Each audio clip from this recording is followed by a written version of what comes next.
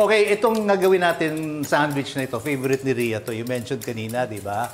So, what's it called? Crispy chicken sandwich. Okay, now, there are different cut, like you mentioned, pwedeng pwedeng shredded na boiled or pwedeng crispy. Ito crispy. Now, among all the chicken parts, to me, when you make a chicken sandwich, yung crispy, pinakagusto ko yung thigh. Kasi, mas malasa yung thigh part kaysa sa breast. Talaga po? Oh, of course, kasi wala para... Dark meat kasi, alam mo, pinakamalasa sa mga, even sa birds o sa mga duck and everything. The one that does a lot of movement. Kasi yung blood circulation doon, mas malasa yun eh. So, numero 1 sa ating listahan ay ang boneless chicken thighs. Sunod na riyan ang cream, asin, harina, cornstarch, at extra salt and pepper pa to taste. Maganda din ang mayonnaise, lechugas, kamatis at siyempre ang inyong paboritong brand na hamburger buns.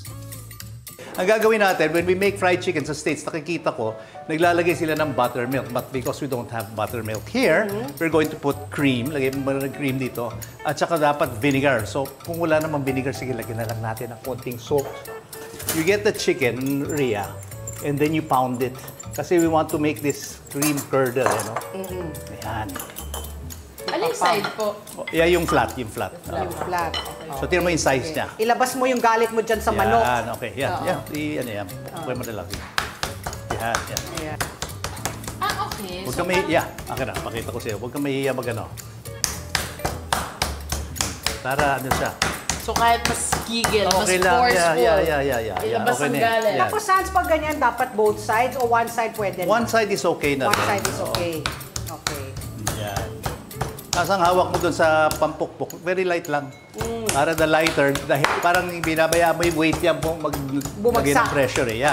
Okay, sige. A few lang, then lagyan na natin dito. Isa pa. Ngayon, ang gagawin ko ngayon is lalagyan natin, i-combine natin yung cornstarch at saka yung flour.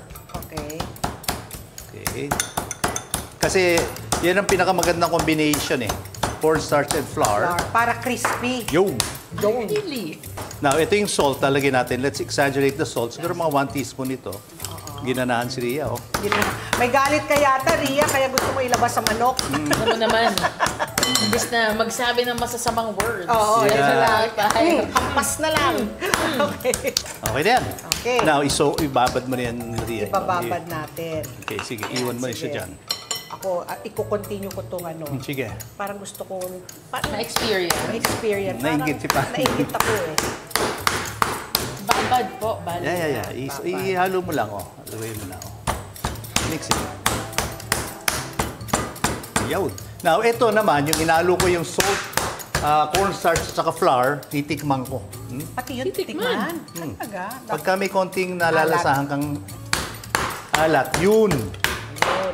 Pwede na. Isang tip yan, mga kaibigan. Para siguradong malasa ang inyong fried chicken fillets, i-season nyo pati ang breading mixture nito. Okay. Now, you gotta get your hands dirty. Okay, good. Sige, yan na. Each one. Okay. Naka-flat siya, ha? Oo. Yes. Tapos? Yan. Yan, okay. Other side. Tapos, deep fry. Yes po. Okay. Okay. 1. Go. Straight into this? Yeah. Wow, okay. Make Hindi po sure siya tatalsik. Tumatalsik yan pag basa eh. Wala naman tubig eh. Oo. So, pero importante rito, mainit yung mantika mo because you want it to shock the chicken so that mag-seal yung outside, malutong, moist pa rin yung loob. Pag malamig yan, go ahead. Takot eh. Takot po ako sa talsik. Okay. Gently. Ayan, huwag mong ihagis. Ito tongs ko na lang po. Sige, tongs ko. Okay. Sandy, pwede ba sa air fryer na lang yan para hindi magmantika? Mas Actually, healthy? pwede naman yan eh. Mas healthy. Pero hindi siya ganun kalutong. Oo nga. Diba? So, medyo corny nga pag nag-air fryer. Pero grabe, ang laking tulong din ng air fryer. Oh, Ang bagay yan. Malaking bagay. Gusto ko ang air fryer pag yung mga pork chop, yung ganyan, di ba? French fries. Perfect na baon sa taping. Yan. Ano yung binabaon mo pag nagte-taping ka? Ako Sandwich po. ba? O kanin? Parati po akong may bread na baon. Para kung gusto ko, like... And then, meron kasi akong favorite na tapa flakes. Oo. Kung pwede yung air fryer sa location namin, nagbabaon ako ng air fryer. Ha? Binabaw mo pa yung air fryer? Yes. Uy, that's a good tip pag gusto mo magtipid out of town, ha? Hindi, ako pagka nag-out of town ako, parang treat ko yun eh. So, nagpa-fast food ako. Yung mga common na fast food. Yes, oo. Doon ka na. Burger. Yeah, go ahead. Yeah. Ako naman, nagsasandwich ako pag tamad ako magkanin.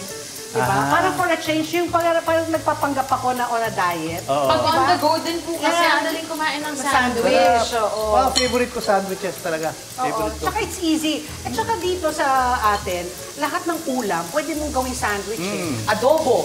Diba? Pag may natira kang adobo. Embutido. Embutido. Embutido? Of Diba? course. Oo. With pandesal? Oo. Yes. Sinigang. Nakakatikman mo na yun. Ang pangit naman, ang pangit naman. Pag napapasarap ang usapan, minsan nakakalimutan mo rin niluluto mo, di ba? Oks lang yan. Basta hindi pa golden brown yung chicken fillet. Tignan mo to.